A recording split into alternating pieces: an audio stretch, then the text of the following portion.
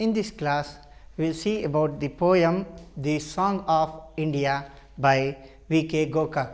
As you know, V.K. Gokak is a scholar in both in English as well as in Kannada literature. Vinayak Krishna Gokak was born at Savanuru, Dharwad district, and was educated at Karnataka College and then at Oxford. He is a widely travelled man and he held several important education posts. He received the Padma Shri Award and Sahitya Academy Award and Jnanapita Award. ಅವರು ಜ್ಞಾನಪೀಠ ಪ್ರಶಸ್ತಿಯನ್ನು ಪಡೆದಿದ್ದಾರೆ. ಅದರ ಜೊತೆಗೆ ಸಾಹಿತ್ಯ academy ಪ್ರಶಸ್ತಿ ಮತ್ತು ಪದ್ಮ ಪ್ರಶಸ್ತಿಯನ್ನು ಪಡೆದಿದ್ದಾರೆ. As a poet, he was one of the leading figures of Navya Kavya, new poetry movement of the 1950s in Kannada poetry. ನವ್ಯ ಸಾಹಿತ್ಯದ ಪ್ರಮುಖ ಸಾಹಿತಿ ಇವರು.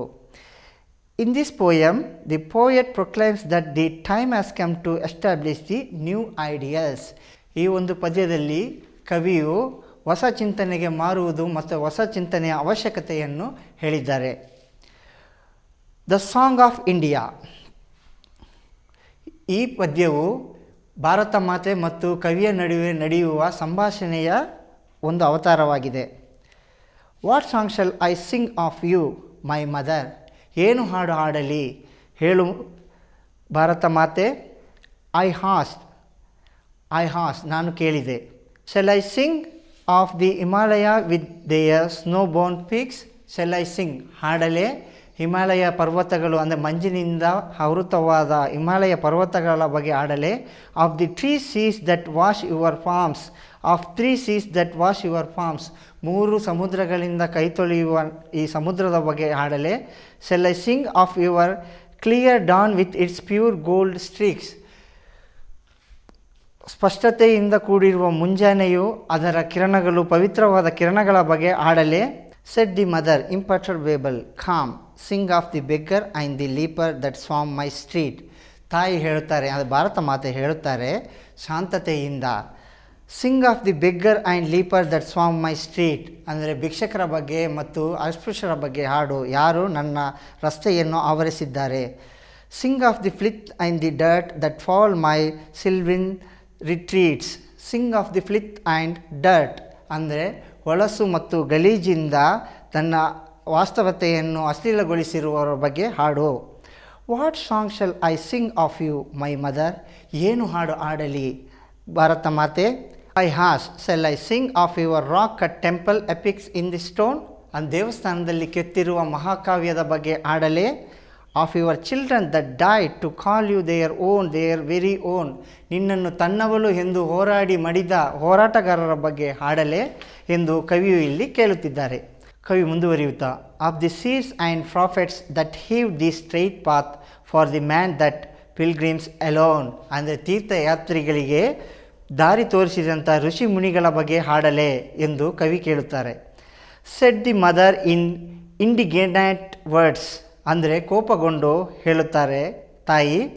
That beat in to my ears like gong that flew about me a pitiful thing like great white bird ಅಂದರೆ ಅವರು ಕೋಪದಿಂದ ಹೇಳುತ್ತಿರುವ ಶಬ್ದಗಳು ತನ್ನ ಕಿವಿಯಲ್ಲಿ ಗಾಂಗ್ ಜಾಗಟೆ ಬಾರಿಸಿದಂತಾಗುತ್ತಿದೆ. ಪಿಟಿಫುಲ್ ಥಿಂಗ್ ಕರುಣಾಜನಕವಾದ ಒಂದು ಶಬ್ದವು ಅಂದರೆ ಪಕ್ಷಿಯೇ ಹಾರುವಂಥ ಶಬ್ದವು ಕೇಳಿಸುತ್ತಿದೆ. Sing of the millions that toil. Sing of the wrinkled face indexing ignorance. Sing of the millions that toil ಹೆಣಗುತ್ತಿರುವ ಲಕ್ಷಗಟ್ಟಲೆ ಜನರ ಬಗ್ಗೆ ಹಾಡು. Sing of the wrinkled face indexing ignorance ಅಂದರೆ ಅಜ್ಞಾನದ ಸಂಕೇತವಾಗಿರುವ ಈ ವಯಸ್ಕರರ ಬಗ್ಗೆ ಹಾಡು. Sing of the helpless child born in a bleak dark home ಅಂದರೆ ಅಸಹಾಯಕತೆಯಲ್ಲಿ ಹುಟ್ಟಿರುವಂಥ ಕರಾಳತೆಯಲ್ಲಿ ನಲುಗಿರುವಂತಹ ಈ ಮಕ್ಕಳ ಬಗ್ಗೆ ಹಾಡು. Nervous I at would ask deeming it my task. ಭಯವಾಗುತ್ತಿದೆ ಆದರೂ ಸಹ ಇದು ನನ್ನ ಕರ್ತವ್ಯವೆಂದು ತಿಳಿದು ಕವಿ ಮತ್ತು ಪ್ರಶ್ನೆಗಳನ್ನು ಹಾಕುತ್ತಿದ್ದಾರೆ. What song shall I sing of you my mother. ಏನೆಂದು ಹಾಡಲಿ ತಾಯೇ. ವಾಟ್ ಸಾಂಗ್ ಏನು ಹಾಡು. Shall I sing of the dam and the lake. Shall I sing of the dam and the lake ಅಣೆಕಟ್ಟುಗಳ ಬಗ್ಗೆ ಮತ್ತು ಕೆರೆಗಳ ಬಗ್ಗೆ ಹಾಡಲೇ. Of the steel mills the ship building yard of the men that work hard. Of the steel mills the ship building yard of the men that work hard. ಅಂದರೆ ಉಕ್ಕಿನ ಕಾರ್ಖಾನೆಯಲ್ಲಿ ಮತ್ತು ಹಡಗು ನಿರ್ಮಾಣದಲ್ಲಿ ತೊಡಗಿರುವ ಲಕ್ಷಾಂತರ ಶ್ರಮಜೀವಿಗಳ ಬಗ್ಗೆ ಹಾಡಲೇ. To technologies to put you on the page of the atomic age. Atomic age ಅಂದರೆ ಪರಮಾಣು ಯುಗದಲ್ಲಿ ನಿನ್ನನ್ನು ಮುಖಪುಟಕ್ಕೆ ತರಿಸುವಂತೆ ಶ್ರಮಿಸುತ್ತಿರುವ ಈ ತಂತ್ರಜ್ಞಾನಿಗಳ ಬಗ್ಗೆ ಹಾಡಲೇ. Said the mother of this you may sing. ತಾಯಿ ಹೇಳಿದಳು, ನೀನು ಇದನ್ನು ಹಾಡಬಹುದು. But sing also of the strikes early and late of iron man that come in their wake or class war and its correlate. But sing also of the strikes early and late ಅಂದರೆ ಹೋರಾಟದಲ್ಲಿ ತೊಡಗಿದ್ದಂತಹ ಜನರ ಬಗ್ಗೆ ಹಾಡು. Of iron man that come in their wake ಅಂದರೆ ಜಾಗೃತಗೊಳಿಸಿರುವಂತಹ ಈ ಹೋರಾಟಗಾರರ ಬಗ್ಗೆ ಹಾಡು. Of class war and its correlate ಅಂದರೆ ವರ್ಗಗಳ ಯುದ್ಧ ಮತ್ತು ಅವರ ಪರಸ್ಪರ ಸಂಬಂಧದ ಬಗ್ಗೆ ಹಾಡು. Chorus, I said, is there no song that I can sing of you, heart whole unalloyed? ಪ್ರಶ್ನಾರ್ಥಕವಾಗಿ ನಾನು ಕೇಳಿದೆ. I said, is there no song that I can sing of you? ಯಾವ ಹಾಡು ಇಲ್ಲವೇ ನಿನ್ನನ್ನು ಹಾಡಲು? ಹಾರ್ಟ್ ಹೋಲ್ ಅನ್ಅಲಾಯ್ಡ್ ಪವಿತ್ರತೆಯಿಂದ ತನ್ನ ಹೃದಯ ಪೂರ್ತಿ ತುಂಬಿರುವ ಯಾವ ಹಾಡು ಇಲ್ಲವೇ ಎಂದು ಕೇಳಿದೆ. A song bathed in the stainless blue, unwavering in the void. A song bathed in the stainless blue ಅಂದರೆ ಪವಿತ್ರವಾದ ನೀರಿನಲ್ಲಿ ಮಿಂದಿರುವ, ಅನ್ವೇಪರಿಂಗ್ ಇನ್ ದಿ ವಾಯ್ಡ್ ಖಾಲಿಯಿಂದ ಹಾವಿಯಾಗದಂತಹ ಯಾವುದಾದರೂ ಹಾಡು ಇದೆಯೇ ಅಂತ ಕೇಳುತ್ತಾರೆ ಕವಿ. At that the mother rose, trapped in blue sky, milk white ocean heaved around her, their waves were the entrancing and enthroning light. At that the mother rose, ತಾಯಿ ಎದ್ದೇಳುತ್ತಾಳೆ. Dropped in blue sky ಆಕಾಶದಲ್ಲಿ ತೇಲುವಂತಾಗುತ್ತಾಳೆ. Milk white oceans heaved around her ಹಾಲಿನಂತಹ ಸಮುದ್ರವು ಅವಳನ್ನು ಆವರಿಸುತ್ತಿದೆ. Their waves were the entrancing and enthroning light ಅದರ ಅಲೆಗಳು ಮತ್ತು ಕಿರಣಗಳಿಂದ ಅವಳು ಪಟ್ಟಾಭಿಷೇಕಕ್ಕೆ ಅಣಿಯಾದವಳಂತೆ ಕಾಣುತ್ತಿದ್ದಾಳೆ. She sat and wrote the book of morrow ಅದರಲ್ಲಿ ಕುಳಿತು ಭವಿಷ್ಯದ ಬಗ್ಗೆ ಬರೆಯಲು ಶುರು ಮಾಡುತ್ತಾಳೆ.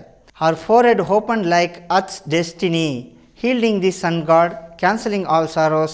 It was clear dawn like a nightmare fled the night, and the sunbeam was as the hand that saves. Her forehead opened like Earth's destiny. ಅವರ ಹಣೆಯಿಂದ ಹೊರಟಂತಹ ಕಿರಣಗಳು ಅದೃಷ್ಟವನ್ನು ಬದಲಾಯಿಸುತ್ತಿದೆ. Yielding the sun god, cancelling all sorrows ಅಂದರೆ ಸೂರ್ಯನಿಂದ ಪಡೆದಂತಹ ಇಳುವರಿಯು ಎಲ್ಲ ಕಷ್ಟಗಳನ್ನು ನಾಶ ಮಾಡಿಸುತ್ತಿದೆ. It was clear dawn like a nightmare fled the night and the sunbeam was as the hand that saves. It was clear dawn ಅಂದರೆ ಸ್ಪಷ್ಟವಾದ ಮುಂಜಾನೆಯಂತೆ ಕಾಣುತ್ತಿದೆ. Like a nightmare fled the night ಅಂದರೆ ಕೆಟ್ಟ ಕನಸುಗಳು ತೊರೆದಂತೆ ಕಾಣುತ್ತಿದೆ. And the sunbeam was as the hand that saves ಅಂದರೆ ಕಾಣುತ್ತಿರುವ ಈ ಕಿರಣಗಳು ನಮ್ಮನ್ನು ಕಾಪಾಡಲು ಬಂದಿರುವಂತಹ ಆಶೀರ್ವಾದದಂತೆ ಕಾಣುತ್ತಿದೆ. This poem is a conversation between mother India and the poet. Here the poet ಆಸ್ ಕವಿಯು ಕೇಳುತ್ತಾರೆ ಭಾರತಾಂಬೆಯನ್ನು ಭಾರತಾಂಬೆಯ ಸೌಂದರ್ಯದ ಬಗ್ಗೆ ಅಥವಾ ಅಭಿವೃದ್ಧಿಯ ಬಗ್ಗೆ ಹಾಡಲೇ ಎಂದು. ಆದರೆ ಭಾರತಾಂಬೆಯು ಇಲ್ಲ, ಇಲ್ಲಿರುವ ಹೊಲಸು ಮತ್ತು ಕೆಟ್ಟ ವ್ಯವಸ್ಥೆಯ ಬಗ್ಗೆ ಹಾಡು ಎನ್ನುತ್ತಾರೆ. ಆದರೆ ಕೊನೆಗೆ ಕವಿಯ ಆಶಯದಂತೆಯೇ ಒಳ್ಳೆಯ ಭವಿಷ್ಯವನ್ನು ಬರೆಯಲು ಶುರು ಮಾಡುತ್ತಾರೆ. ಆದರೆ ಇದರಿಂದ ತಿಳಿಯುವುದೇನೆಂದರೆ ಈಗಿನ ಕಾಲವು ಕೆಟ್ಟದು ಮತ್ತು ಹೊಲಸಿಂದ ಕೂಡಿರುವಂಥದ್ದಾಗಿದ್ದರೂ ಮುಂದಿನ ಭವಿಷ್ಯವು ಒಳ್ಳೆಯ ಭವಿಷ್ಯವಾಗಿರುತ್ತದೆ ಎನ್ನುವುದನ್ನು ಇದು ಸೂಚಿಸುತ್ತದೆ.